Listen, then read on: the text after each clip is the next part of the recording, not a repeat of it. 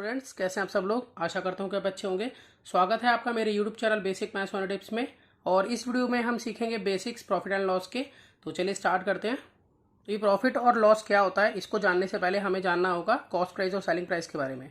तो cost price को हम CP भी बोलते हैं शॉर्ट फॉर्म में, और सेलिंग प्राइस को SP बोलते हैं। तो देखिए कॉस्ट प्राइस क्या होता है। The money which is paid by the purchaser to buy an article is called cost price. मतलब वो मनी जो कि एक परचेजर के द्वारा दी जाती है किसी भी आर्टिकल को खरीदने के लिए, उसे हम कॉस्ट प्राइस कहते हैं। और सेलिंग प्राइस क्या होता है, the price at which the article is sold to customer is called selling price. मतलब एक ऐसा प्राइस जिस पर किसी आर्टिकल को बेचा जाता है कस्टमर को, उसे हम सेलिंग प्राइस बोलते हैं। तो शॉर्ट में हम ये भी कह सकते हैं कि जिस कीमत पर किसी भी चीज को खरीदा जाता है वो उसका कॉस्ट प्राइस होता है, और जिस कीमत पर उसे बेचा जाता है उसे सेलिंग प्राइस कहते हैं। तो सेलिंग प्राइस और कॉस्ट प्राइस तो आपको अच्छे से समझ में आ गया होगा। अब होता क्या है कि अगर हमारा कॉस्ट प्राइस बढ़ा है, मतलब सेलिंग प्राइस से अगर कॉस्ट प्राइस बड़ा होगा तो हमेशा हमें लॉस होगा, ठीक है। और अगर हमारा सेलिंग प्राइस बड़ा होता है तो हमेशा हमें प्रॉफिट होता है। अब देखिए सपोज कीजिए, मैं आपको समझाता हूँ इसमें कि आपने एक बुक जो है वो 10 रुपीज़ की खरीदी, ये इसका कॉस्ट प्राइस है, और आपने उसे बेचा 12 रुपीज़ का। तो इस केस में यहाँ पर हमारा सेलिंग प्राइस जो है वो ग्रेटर देन है कॉस्ट प्राइस से। तो इस केस में मुझे क्या होगा, यहाँ मुझे होगा प्रॉफिट। तो प्रॉफिट का फॉर्मूला यहाँ बन जाएगा हमारे पास selling price minus cost price. मतलब अगर मैं सेलिंग प्राइस में से कॉस्ट प्राइस को घटा दूँ तो मेरे को प्रॉफिट मिल जाएगा। तो सेलिंग प्राइस जैसे यहाँ पर है ₹12, और जो कॉस्ट प्राइस है वो है ₹10। तो इस तरह से 2 रुपीज़ का जो है वो यहाँ प्रॉफिट हो जाता है। उसी तरह से अगर हम लॉस को समझें, जैसे मैंने कोई चीज़ जो है वो 15 रुपीज़ की मैंने खरीदी। अब खरीदने के बाद वो चीज़ जो है वो बिक नहीं रही थी, तो इससे मुझे बहुत दिक्कत हुई। तो मैंने क्या करा कि उसको कम प्राइस पे बेच दिया, तो वो आसानी से बिक गई। तो जैसे मैंने उसे 10 रुपीज़ का बेच दिया, जो चीज़ मैंने 15 रुपीज़ की खरीदी थी उसे मैंने 10 रुपीज़ का बेचा। तो यहाँ पर देखें तो यहाँ कॉस्ट प्राइस बड़ा है, सेलिंग प्राइस छोटा है इससे। यहाँ पे कॉस्ट प्राइस ग्रेटर देन है सेलिंग प्राइस से। तो जब कभी भी कॉस्ट प्राइस सेलिंग प्राइस से ग्रेटर देन होगा तो हमेशा हमें होता है लॉस। तो लॉस निकालने के लिए जो फॉर्मूला बनेगा वो यहाँ बनेगा cost price minus selling price. तो यहाँ पर हम इसे समझें तो हम ये कह सकते हैं कि यहाँ ₹15 हमारा कॉस्ट प्राइस था और सेलिंग प्राइस था हमारा ₹10। तो हम इन दोनों को लेस कर देते हैं तो हमारे पास ₹5, यानी कि 5 रुपीज़ का हमें यहाँ लॉस हो जाता है। तो बहुत ही आसान भाषा में मैंने आपको समझा दिया कि कॉस्ट प्राइस और सेलिंग प्राइस क्या होता है और उससे प्रॉफिट और लॉस किस तरह से फाइंड आउट होता है। अब देखिए कॉस्ट प्राइस और सेलिंग प्राइस के बीच में एक चीज़ और होती है जो मैं आपको बताऊंगा, वो होता है ओवरहेड एक्सपेंसेस। ये बहुत ही इंपॉर्टेंट चीज़ है। ओवरहेड एक्सपेंस क्या होते हैं? तो ओवरहेड एक्सपेंसेस क्या होते हैं? ओवरहेड का मतलब एक्स्ट्रा जो खर्चे करते हैं। सपोज करो कि आपने एक फ्रिज खरीदा जो कि 10,000 रुपये का था, ठीक है। आपने एक फ्रिज खरीदा जो कि 10,000 रुपये का था। अब यहाँ इसका कॉस्ट प्राइस हम जब कह सकते हैं अगर हमने इसके ऊपर और कोई खर्चा ना किया हो, और खर्चा किया, सपोज कीजिए जैसे मैंने फ्रिज खरीदा था तो उसके बाद मुझे 300 रुपये ट्रांसपोर्टेशन के देने पड़े, मतलब घर पहुंचाने के लिए, तो 300 रुपये और खर्च हुए, ठीक है। तो वो ओवरहेड एक्सपेंस कहलाएंगे। तो यहाँ पर इस केस में यहाँ मैं इसको कॉस्ट प्राइस नहीं मान सकता, मैं इसको क्या बोलूँगा, इसको मैं बोलूँगा कि ये मेरा क्या है, परचेज प्राइस है। ये मेरा है परचेज प्राइस। तो ओवरहेड एक्सपेंस को हम ऐड कर देते हैं इसके अंदर। सपोज करो 300 रुपये रिक्शे वाले ने ले लिए, तो इस तरह से यहाँ पर मेरे पास 10,300 रुपये का मेरे पास खर्चा हुआ फ्रिज को घर तक लाने में। तो ये 10,300 रुपये जो है, अब यहाँ ये कॉस्ट प्राइस कहलाएगा। जो हमने शुरू में लिखा था कॉस्ट प्राइस, वो कॉस्ट प्राइस तभी होता है जब उस पर ओवरहेड एक्सपेंसेस ना किए जाएं। अगर उस पर ओवरहेड एक्सपेंसेस हुए हैं तो उस केस में वो परचेज प्राइस कहलाता है। और परचेज प्राइस में जब हम ओवरहेड एक्सपेंसेस को ऐड करते हैं तब हमारे पास कॉस्ट प्राइस बन जाता है। ये जरूरी नहीं है कि जो ओवरहेड एक्सपेंसेस हैं वो एक ही हों, एक से ज़्यादा भी हो सकते हैं। सपोज कीजिए अगर हमने घर पे लाने के बाद उसमें और कोई एक्स्ट्रा खर्चे किए हैं, सपोज करो उसका स्टैंड लिया है हमने, उस पर अलग खर्चा किया, या इंस्टॉलेशन में कुछ खर्चा हुआ है, तो वो सभी खर्चे जो हैं वो जोड़े जाएंगे, तभी उसका कॉस्ट प्राइस बनेगा। तो मैं यहाँ पे लिख देता हूँ कि ये एक्स्ट्रा एक्सपेंस होता है आफ्टर परचेजिंग। मतलब खरीदने के बाद जो एक्स्ट्रा एक्सपेंस होता है हम उसे ओवरहेड एक्सपेंस कहते हैं, और ओवरहेड एक्सपेंस को हमेशा ऐड किया जाता है परचेज प्राइस में, तब हमारे पास कॉस्ट प्राइस आ जाता है। तो अब हम क्वेश्चंस करते हैं इससे रिलेटेड कुछ। सबसे पहले क्वेश्चन नंबर 1 जो है बहुत ही सिंपल है, देखिए। तो व्हाट इज द प्रॉफिट और loss when a pair of shoes bought for ₹360 and is sold for ₹400। तो यहाँ पर कहा है कि प्रॉफिट या लॉस, किसी भी ट्रांजेक्शन के अंदर या तो प्रॉफिट होता है या फिर लॉस होता है, दोनों तो हो नहीं सकते, या नो प्रॉफिट नो लॉस हो। अगर मैंने कोई चीज़ 10 रुपये की खरीदी और 10 रुपये की ही बेच दी तो मुझे ना तो प्रॉफिट हुआ ना ही लॉस हुआ। लेकिन अगर मैंने कोई चीज़ 10 रुपये की खरीद के ज़्यादा की बेची है तो मुझे प्रॉफिट हो जाएगा, और अगर मैंने कम की बेची होगी तो मुझे लॉस हो जाएगा। तो यहाँ पर देखिए जो शूज़ हैं वो 360 के खरीदे गए थे और उसे बेचा गया 400 के। तो इस केस में हम यहाँ पर जो है उसका कॉस्ट प्राइस और सेलिंग प्राइस पहले लिख लेते हैं कि यहाँ पर कॉस्ट प्राइस सेलिंग प्राइस क्या है इसका। तो मैं यहाँ पे लिख लेता हूँ cost price of pair of shoes, ये है ₹360।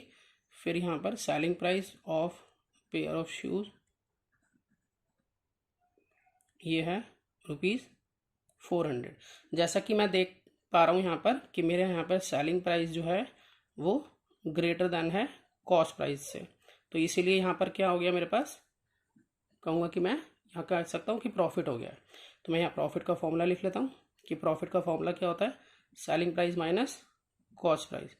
तो यहाँ पर मेरा जो सेलिंग प्राइस है वो है ₹400 और जो मेरा कॉस्ट प्राइस है वो है ₹360, और यहाँ पर फिर हम दोनों को लेस कर देते हैं और लेस करके हमारे पास आ जाता है ₹40। मतलब 400 में से 360 जब हमने लेस किए तो हमारे पास आ गया ₹40, जो कि इसका प्रॉफिट है। अब चलते हैं नेक्स्ट क्वेश्चन पर। अब देखिए सेकंड पार्ट में हमें दिया है a calculator bought for ₹250 is sold for ₹220। तो यहाँ पर एक कैलकुलेटर खरीदा गया ₹250 का और उसे बेच दिया गया 220 का। तो यहाँ पर मैं पहले लिख लेता हूँ कि cost price of calculator, cost price of calculator जो है वो है ₹250, और सेलिंग प्राइस जो है मतलब किस कीमत पर इसे बेचा गया है वो है ₹220। तो अगर हम यहाँ पर देखें, यहाँ पर जब कैलकुलेटर खरीदा गया था तो वो ज़्यादा कीमत पर खरीदा गया, लेकिन उसे बेचा कम कीमत पर गया, मतलब 250 से कम है यहाँ पर ये 220। तो यहाँ पर हमारा कॉस्ट प्राइस जो है वो बड़ा है, ठीक है, किससे, सेलिंग प्राइस से। तो जब कभी भी कॉस्ट प्राइस बड़ा आता है सेलिंग प्राइस से तो हमें होगा लॉस। तो लॉस का फॉर्मूला बन जाएगा यहाँ, कॉस्ट प्राइस में से हमें सेलिंग प्राइस को लेस करना होगा। तो इसका मतलब कॉस्ट प्राइस जो है वो हमारा है ₹250 माइनस ₹220, और जब हम इसमें से इसको लेस करते हैं तो हमारे पास आ जाता है ₹30 का लॉस। चलते हैं नेक्स्ट क्वेश्चन पर। अब देखिए क्वेश्चन नंबर 2 में दिया है a shopkeeper bot N oven for ₹5,000 and sold it for ₹6,500। He paid ₹200 octroi and ₹300 transportation charges, find his gain और लॉस। तो यहाँ पर देखिए जो ओवन है वो ₹5,000 का खरीदा है और उसे बेचा गया है 6,500 में, लेकिन उस पर जो है वो ₹200 का टैक्स है और यहाँ पर ₹300 ट्रांसपोर्टेशन के।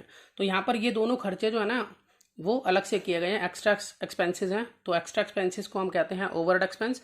तो ओवरहेड एक्सपेंस को हमेशा कॉस्ट प्राइस में ऐड किया जाता है। देखिए ये नोट जो है आपको हमेशा याद रखना है कि overhead expenses are added to CP, मतलब सीपी में ओवरहेड एक्सपेंसेस को ऐड किया जाता है। तो कॉस्ट प्राइस निकालने के लिए हम करेंगे purchase price plus overhead expense.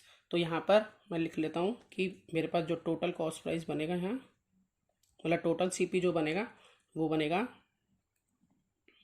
Purchase price plus overhead expenses.